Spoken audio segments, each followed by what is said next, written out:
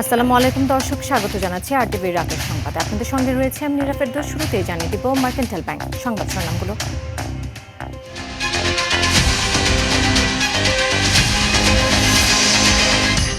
যে কোনো প্রতিভা বিকাশে শিশুদের সর্বোচ্চ সহযোগিতা করবে সরকার, বললেন প্রধানমন্ত্রী। নতুন কুড়িদের হাতে তুলে দিলেন পুরস্কার। তোমরা যে পড়ালেখা করতে চাইবে সরকার থেকে আমরা তার ব্যবস্থা করব। যে খেলাধুলা করতে চাইবে আমরা সব রকম তোমাদেরকে সহযোগিতা করার সর্বোচ্চ চেষ্টা করবে সরকার। রাষ্ট্রপতি ইস্যুতে ভারপ্রাপ্ত স্পিকারের সঙ্গে সিইসির বৈঠক কাল। আগামীকাল সকাল 11টার সময় নির্বাচন কমিশন মহামান্য রাষ্ট্রপতির নির্বাচনের বিষয়ে আলোচনা করার জন্য মাননীয় স্পিকার মহোদয়ের সাথে সাক্ষাৎ করবেন। সংবিধান অনুযায়ী যথাসময়ে নির্বাচন, জানালেন মির্জা ফখরুল। সংবিধান অনুযায়ী যথাসময়ে রাষ্ট্রপতি নির্বাচন হবে। দল সিদ্ধান্ত নেবে কাকে সেখানে মনোনয়ন দেওয়া হবে। শাপলা চত্বরের মামলায় হাসিনা সহ 41 আসামি পলাতকদের গ্রেফতারে পরোয়ানা। অপপ্রচার চালিয়েছিল 71 টিভি, বললেন চিফ প্রসিকিউটর।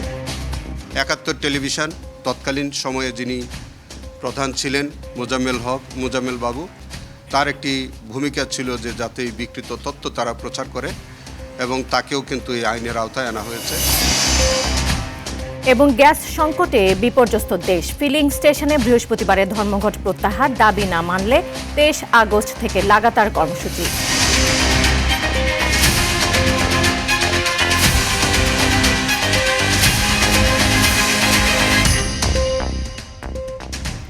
দর্শক, এতক্ষণ শুনছিলেন মার্কেন্টাইল ব্যাংক সংবাদ শিরোনামগুলো। এবার জানাবো বিস্তারিত। সুন্দর দেশ গড়তে শিশু কিশোরদের সহযোগিতা চাইলেন প্রধানমন্ত্রী তারেক রহমান।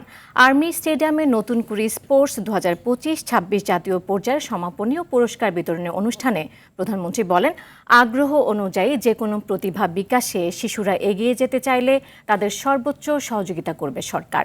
নতুন কুড়ি স্পোর্টস থেকে উঠে আসা ক্ষুদে ক্রীড়াবিদরা দেশের মুখ উজ্জ্বল করে বিশ্বমঞ্চে প্রতিনিধিত্ব করবে বলেও প্রত্যাশা সরকার প্রধানের। শামীম চৌধুরীর রিপোর্টে দেখুন এই বিস্তারিত।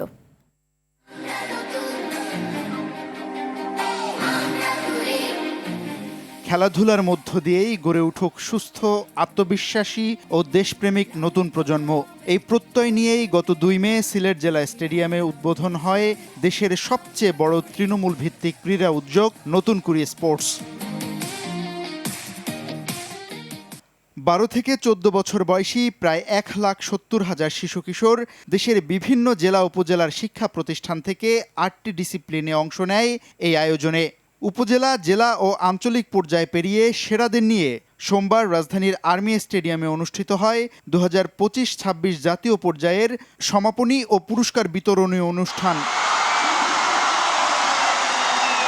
প্রধানমন্ত্রী তারেক রহমান অনুষ্ঠানে পৌঁছালে ক্ষুদে ক্রীড়াবিদ ও ক্ষুদে দর্শকদের উচ্ছ্বাস আর করতালিতে ফেটে পড়ে পুরো স্টেডিয়াম। পায়ে হেঁটে মাঠের চারপাশে ঘুরে তাদের সঙ্গে শুভেচ্ছা বিনিময় করেন প্রধানমন্ত্রী। পরে বক্তব্যে প্রধানমন্ত্রী বলেন, দেশকে গড়ে তুলতে কাজ করছে তার সরকার। বলেন, আজকে শিশুরাই গড়বে আগামীর বাংলাদেশ।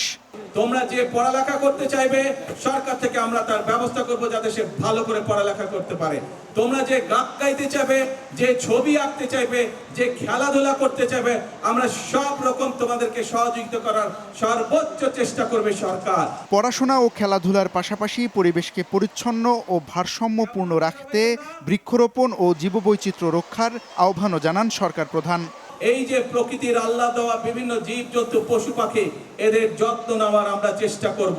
তোমার বাড়ির আশেপাশে হোক, তোমার স্কুলের আশেপাশে হোক, অথবা যেখানে তুমি সুবিধা মনে করো সেইখানে একটি করে প্রতি বছর গাছ লাগাতে হবে। এর আগে অনুষ্ঠানে ক্ষুদে ক্রীড়াবিদদের মনোমুগ্ধকর নৃত্য পরিবেশনা উপভোগ করেন প্রধানমন্ত্রী।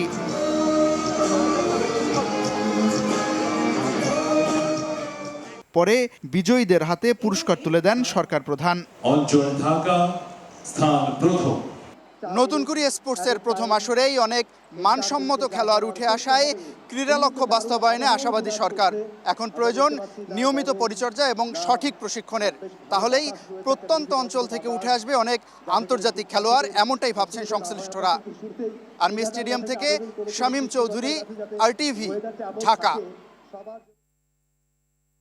রাজধানীর আর্মি স্টেডিয়ামে মেগা ফাইনাল ও বর্ণাঢ্য অনুষ্ঠানের মধ্য দিয়ে পর্দা নামল তৃণমূলের সবচেয়ে বড় ক্রীড়া উৎসব নতুন কুড়ি স্পোর্টসের জাতীয় পর্বের।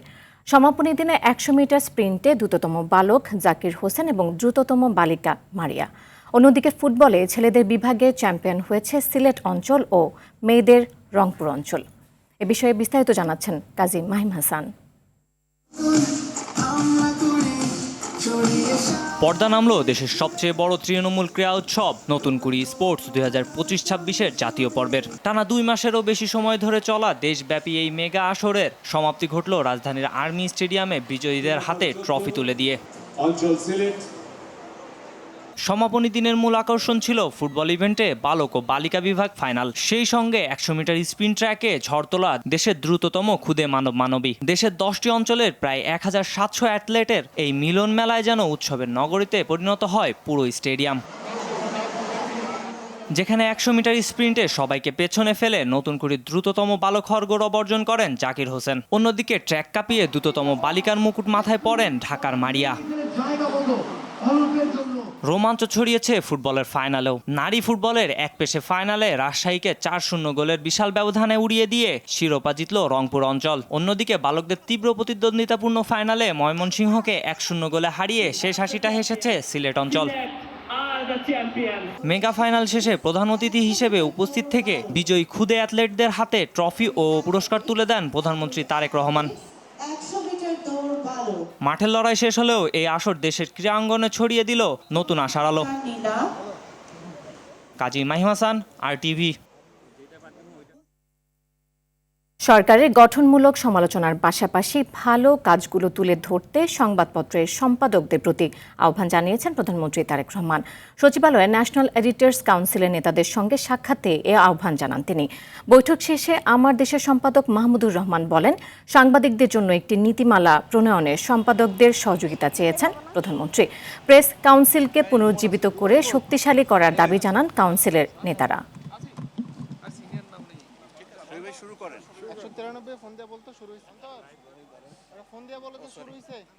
তিনি সংবাদ মাধ্যমের সহযোগিতা চেয়েছেন। তিনি বলেছেন যে সমালোচনা করবেন ঠিক আছে, কিন্তু সরকারের ভালো কাজের প্রশংসা করলে আমরা উৎসাহিত বোধ করব। এই সরকারের মধ্যে গণমাধ্যম যথেষ্ট ভালো আছে। অন্তর্বর্তীকালীন সরকারের সময় থেকেই সেই গণমাধ্যম আবার মুক্ত হওয়া শুরু করেছে এবং আমি মনে করি যে এখনো গণমাধ্যম মুক্তই আছে।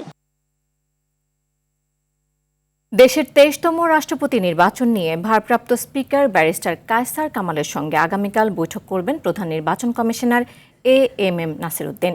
কাল সকালে 11টায় সংসদ ভবনে বৈঠকটি অনুষ্ঠিত হবে বলে জানিয়েছেন নির্বাচন কমিশন সচিব আক্তার আহমেদ। সচিব আরও বলেন, বৈঠকে রাষ্ট্রপতি নির্বাচনের তফসিলের দিন নির্ধারণ সহ বিস্তারিত আলোচনা হবে। গত 24 জুলাই সাবেক রাষ্ট্রপতি মোহাম্মদ শাহাবুদ্দিন পদত্যাগ করেন। ওই দিনই স্পিকার হাফিজ উদ্দিন আহমদ বীর বিক্রম ভারপ্রাপ্ত রাষ্ট্রপতির দায়িত্ব গ্রহণ করেন। রাষ্ট্রপতি নির্বাচন আইন অনুযায়ী প্রধান নির্বাচন কমিশনার রাষ্ট্রপতি নির্বাচনের নির্বাচনী কর্তা হিসেবে দায়িত্ব পালন করবেন। আগামীকাল সকাল 11টার সময় নির্বাচন কমিশন মহামান্য রাষ্ট্রপতির নির্বাচনের বিষয়ে আলোচনা করার জন্য মাননীয় স্পিকার মহোদয়ের সাথে সাক্ষাৎ করবেন। এটাই হচ্ছে আমার কাছে এখন পর্যন্ত খবর। কালকে আলোচনার পরে যদি কোনো কিছু আবার আপনাদেরকে জানাতে হয় আমি জানিয়ে দেব। এদিকে যথাসময়ে রাষ্ট্রপতি নির্বাচন অনুষ্ঠিত হবে এবং এই বিষয়ে নির্বাচন কমিশন প্রয়োজনীয় কার্যক্রম সম্পন্ন করবে বলে জানিয়েছেন স্থানীয় সরকার পল্লী উন্নয়ন সমবায় মন্ত্রী মির্জা ফখরুল ইসলাম আলমগীর। সকালে রংপুর টাউন হল মাঠে আয়োজিত পল্লী মেলার উদ্বোধন শেষে তিনি এসব কথা বলেন। তিনি বলেন, রাষ্ট্রপতির পদে কে মনোনয়ন পাবেন সে বিষয়ে সিদ্ধান্ত নেবে দল। তবে নির্বাচন আয়োজন ও সাংবিধানিক প্রক্রিয়া সম্পন্ন করার দায়িত্ব নির্বাচন কমিশনের। স্থানীয় সরকার সংক্রান্ত বিষয়েও মন্ত্রণালয়ে আলোচনা করে সিদ্ধান্ত নেওয়া হবে বলে জানান তিনি। এর আগে রংপুর নগরীর টার্মিনাল এলাকায় পল্লী ভবনের উদ্বোধন করেন তিনি।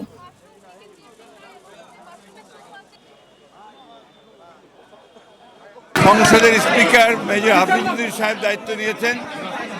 সংবিধান অনুযায়ী যথাসময়ে রাষ্ট্রপতি নির্বাচন হবে এবং দল সিদ্ধান্ত নেবে কাকে সেখানে মনোনয়ন দেওয়া হবে। সম্পূর্ণভাবে নির্বাচন কমিশন করবে। আর আমাদের যেহেতু স্থানীয় সরকারের বিষয় আছে, এই বিষয়টা আমরা মন্ত্রণালয়ে আলোচনা করে সিদ্ধান্ত নেব। এদিকে সন্ধ্যায় ঠাকুরগাঁও সদর হাসপাতাল ম্যানেজিং কমিটির সঙ্গে মতবিনিময় করেন বিএনপি মহাসচিব ও এলজিআরডি মন্ত্রী মির্জা ফখরুল ইসলাম আলমগীর। তিনি বলেন, সরকার নারী ও শিশুদের উন্নয়নে আন্তরিকতার সঙ্গে কাজ করছে। মন্ত্রী জানান, রোগীর চাপ সামলাতে হাসপাতালটিতে 250 থেকে 600 শয্যায় উন্নীতকরণের কাজ শিগগিরই শুরু হবে। এ সময় তিনি চিকিৎসক, নার্স ও জনবল সংকট এবং প্রয়োজনীয় যন্ত্রপাতির ঘাটতির কথা তুলে ধরে দ্রুত সমাধানের আশ্বাস দেন।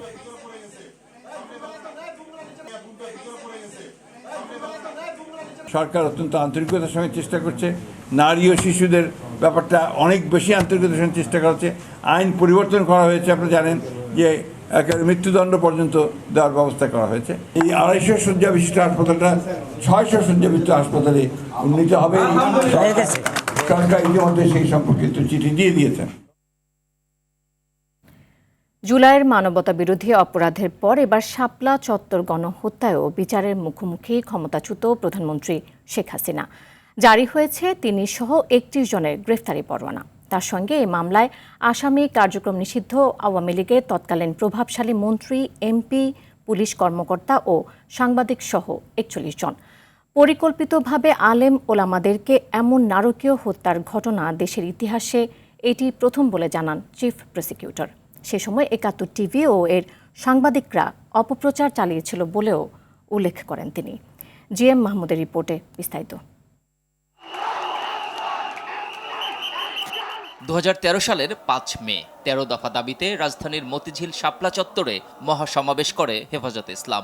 দিনভর কর্মসূচির পর রাতেও অবস্থান অব্যাহত রাখলে তাদের সরাতে গভীর রাতে বিশেষ অভিযান চালায় আইনশৃঙ্খলা বাহিনী। এতে ঘটে বহু হতাহতের ঘটনা, যার প্রকৃত চিত্র আজও আড়ালে।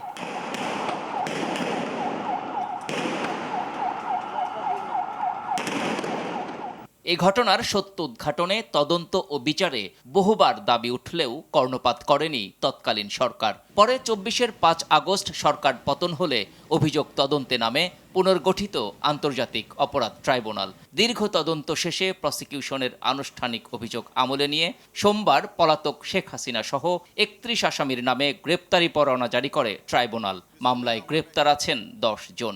41 জন আসামিকে আমরা আমাদের প্রাইম এফএসি আমরা যে ইনভেস্টিগেশনটা হয়েছে তার মধ্যে তাদের সরাসরি আমরা সম্পৃক্ততা পেয়েছি। কাউকে আমরা প্ল্যানিংয়ে পেয়েছি, কাউকে আমরা কনস্পিরেসিতে পেয়েছি, এবং কারো কারো স্বীকারোক্তির মধ্যে আছে যে তারা এক্সট্রা জুডিশিয়াল তারা কনফেশন করেছে।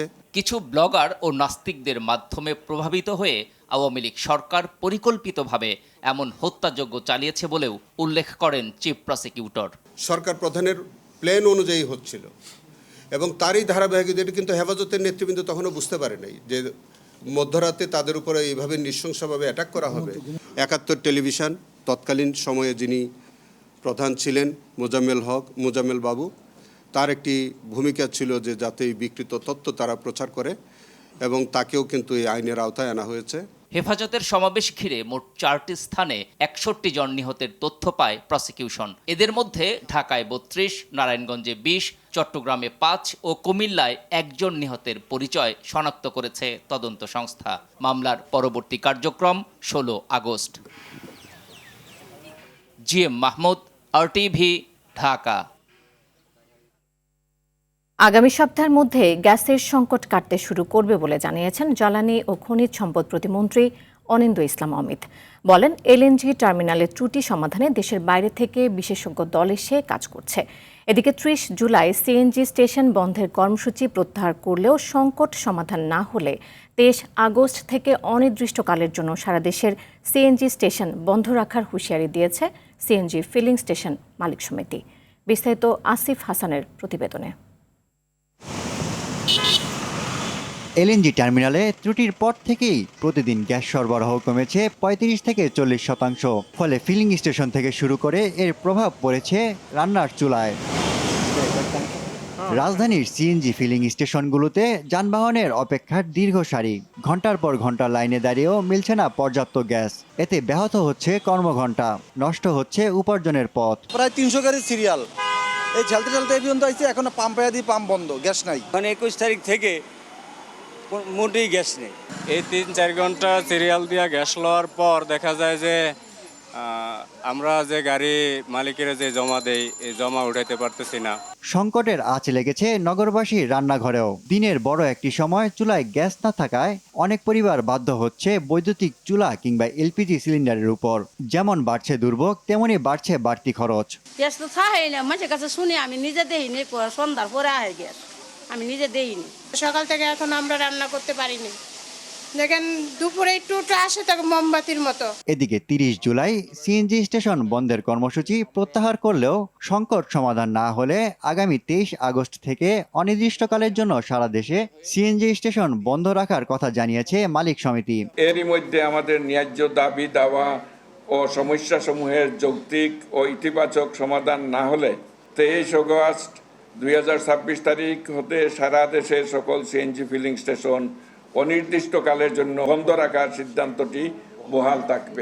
তবে সচিবালয়ে জ্বালানি ও খনিজ সম্পদ প্রতিমন্ত্রী অনিন্দ ইসলাম অমিত জানিয়েছেন, কারিগরি ত্রুটি সমাধানে কাজ করছে বিদেশি দল।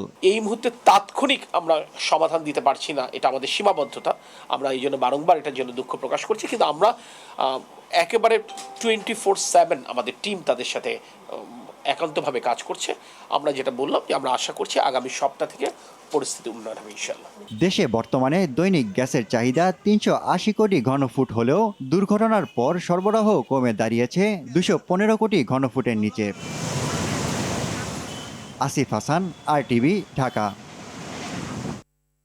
আওয়ামী লীগের সঙ্গে যোগ সাজশ করে বিএনপি ক্ষমতায় এসেছে বলে দাবি করেছেন বিরোধী দলীয় চিফ হুইপ নাহিদ ইসলাম। সন্ধ্যায় জাহাঙ্গীরনগর বিশ্ববিদ্যালয়ে এক আলোচনা সভায় তিনি একথা বলেন। এ সময় সাবেক রাষ্ট্রপতি শাহাবুদ্দিনের বিরুদ্ধে মামলার দাবি জানিয়ে তিনি বলেন, স্বৈরাচারের দোসরদের সঙ্গে বর্তমান সরকারের যোগাযোগ রয়েছে।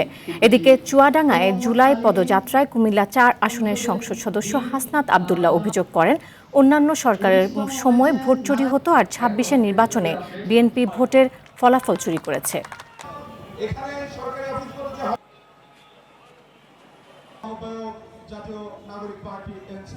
স্বরাষ্ট্রমন্ত্রী এবং সরকারের পক্ষ থেকে যেটা বলা হচ্ছে, আমরা মনে করি এটা যৌক্তিক নয়, বরং তারা রাষ্ট্রপতির সাথে এক ধরনের যোগসাজশ আছে। এটা শুধু রাষ্ট্রপতির সাথে না, এটা যে আওয়ামী লীগের সাথে যোগসাজশ, এটা দিয়ে স্বরাষ্ট্রমন্ত্রীর বক্তব্য দিয়ে এটাই আসলে প্রতিমান হয়।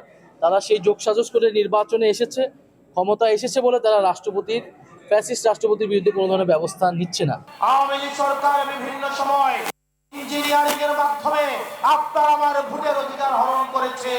ঠিক একই কাজ হয় এই তারেক রহমান সরকার, বিএনপি সরকার ভোট ইঞ্জিনিয়ারিং এর নীল নকশা এখন থেকেই করা শুরু করেছে। প্রায় 1 দশকের অপেক্ষা শেষে শুরু হলো চট্টগ্রামের আনোয়ারায় বাংলাদেশ চীন অর্থনৈতিক ও শিল্পাঞ্চলের নির্মাণ কাজ।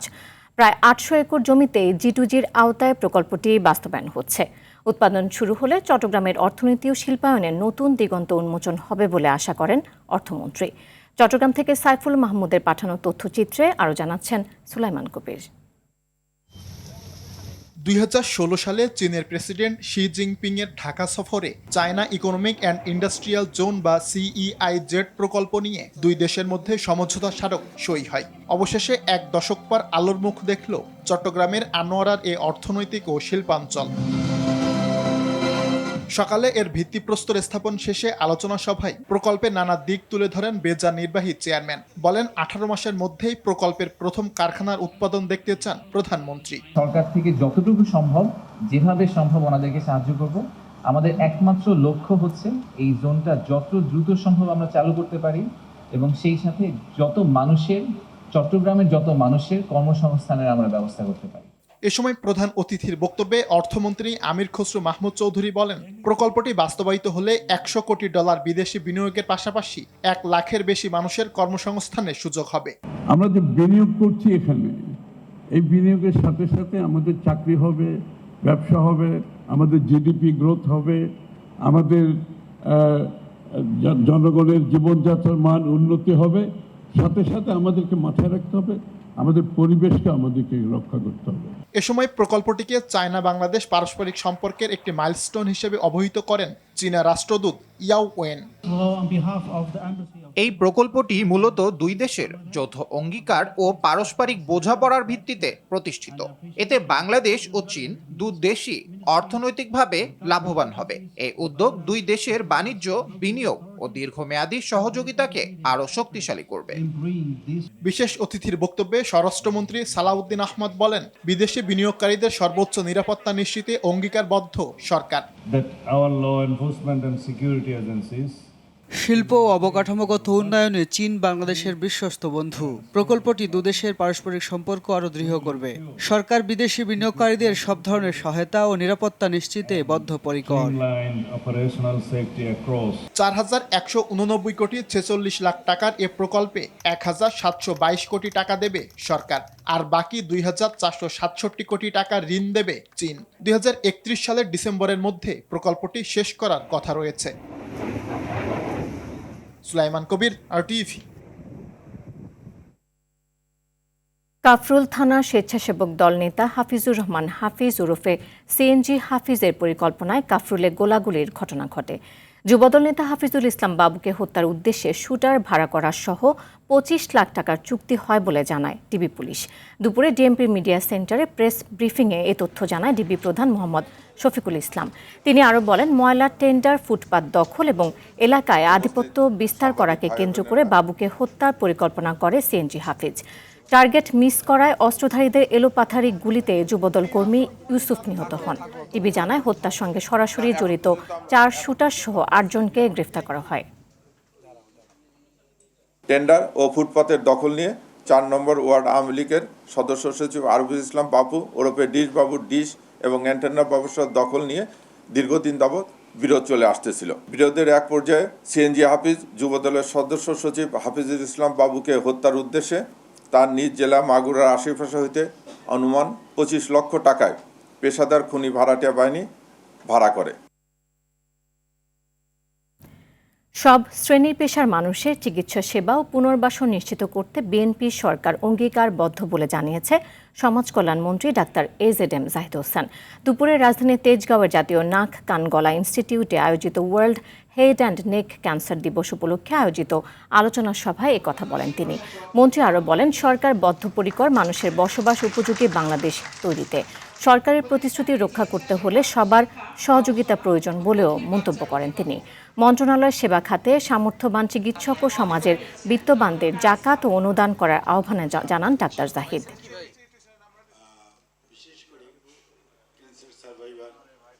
যে আমাদের সরকার কাউকে, সে যে ধরনের, যে সমাজের, যে সোসাইটির যে কর্নারেই থাকুক না কেন, যে ব্যাধি তার থাকুক না, কোনো রোগী তার চিকিৎসা হবে না, এটা বাংলাদেশে হবে না ইনশাআল্লাহ। এবং তার চিকিৎসাও যেমন হবে, তাকে পুনর্বাসনের জন্য যা যা করা দরকার, বর্তমান প্রধানমন্ত্রীর যে অন্তর্ভুক্তিমূলক মানবিক বাংলাদেশ গড়ার যে অঙ্গীকার, সেইটা আমরা আপনাদের সহযোগিতা চাই।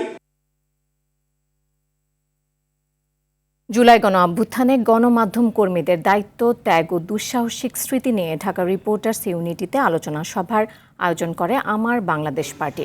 অনুষ্ঠানে প্রধান অতিথি ছিলেন অন্তর্বর্তী সরকারের সাবেক উপদেষ্টা ফরিদা আক্তার। বিশেষ অতিথি ছিলেন ঢাকা রিপোর্টার্স ইউনিটির সভাপতি আবু সালেহ আকন। এবি পার্টির চেয়ারম্যান মুজিবুর রহমান মঞ্জুরের সভাপতিত্বে অনুষ্ঠানে দলের সাধারণ সম্পাদক ব্যারিস্টার আসাদুজ্জামান ফুয়াদ সহ বিভিন্ন গণমাধ্যমের সাংবাদিকরা অংশ নেন। আন্দোলনের শহীদ সাংবাদিকদের প্রতি শ্রদ্ধা জানাতে দাঁড়িয়ে ১ মিনিট নীরবতা পালন করেন সবাই। বক্তারা বলেন, সত্য ও ন্যায় প্রতিষ্ঠার সংগ্রামে সাংবাদিকদের অবদান জাতি সবসময় শ্রদ্ধার সঙ্গে স্মরণ করবে।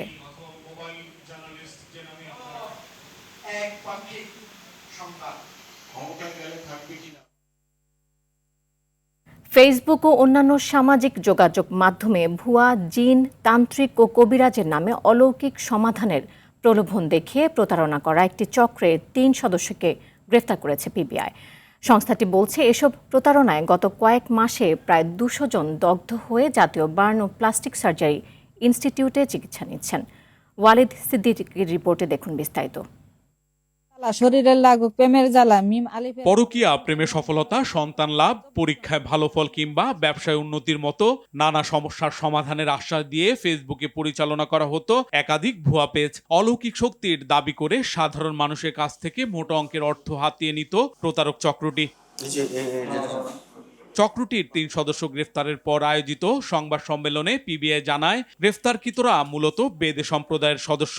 ইউটিউব দেখে রাসায়নিক বিক্রিয়ায় আগুন তৈরির কৌশল শিখে সেটিকে জিন বা অলৌকিক শক্তির প্রমাণ হিসেবে উপস্থাপন করত তারা। পরে ভুক্তভোগীদের বিভিন্ন রাসায়নিক ব্যবহার করতে পরিচিত করা হতো। এতে আগুন ধরে হাতসহ শরীরের বিভিন্ন অঙ্গ দগ্ধ হওয়ার মতো ঘটনা ঘটেছে। জাতীয় বার্ন ও প্লাস্টিক সার্জন ইনস্টিটিউটের থেকে আমরা খবর নিচ্ছি যে এরকম দেখা গেছে যে লাস্ট কয়েক মাসে 200-র মতো ভুক্তভোগী গুরুতর আহত অবস্থায় এই একই ধরনের প্রতারণার বিষয়ে চিকিৎসা নিয়েছেন। পিবিআই বলছে, তান্ত্রিক পরিচয়ে এই চক্রের সদস্যরা দীর্ঘদিন ধরে বহু মানুষের সঙ্গে প্রতারণা করে আসছিল। সামাজিক মাধ্যমে এখনো এ ধরনের ভুয়া কবিরাজ ও জিনের নামে একাধিক প্রতারক চক্র সক্রিয় রয়েছে। তাদের শনাক্ত ও গ্রেফতারে কাজ করছে পিবিআই। ডিজিটাল প্ল্যাটফর্ম ব্যবহার করে তান্ত্রিক কবিরাজ, হোসেন কবিরাজ, আসমা কবিরাজ এবং আমরা যেটা গ্রেফতার করছি এটা হচ্ছে রহমত আলী কবিরাজ। এইভাবে বিভিন্ন ব্যক্তিকে প্রতারিত করে এই অর্থসমূহ তারা সংগ্রহ করে। পিবিআই সাধারণ মানুষকে ভুয়া কবিরাজ, তান্ত্রিক কিংবা জিনের নামে পরিচালিত কোনো পেজ বা অলৌকিক প্রতিকারের প্রলোভনে বিশ্বাস না করার আহ্বান জানিয়েছে। একই সঙ্গে এমন প্রতারণার তথ্য পেলে আইন শৃঙ্খলা বাহিনীকে জানানোর অনুরোধ করে সংস্থাটি। এই ধরনের কোনো মামলা হলে আমাদেরকে জাস্ট যদি একটু অবহিত করা হয়। ওয়ালিদ সিদ্দিকী, RTV, ঢাকা। শেষ করার আগে মার্কেন্টাইল ব্যাংক সংবাদ শিরোনামগুলো জানিয়ে দিব আরও একবার।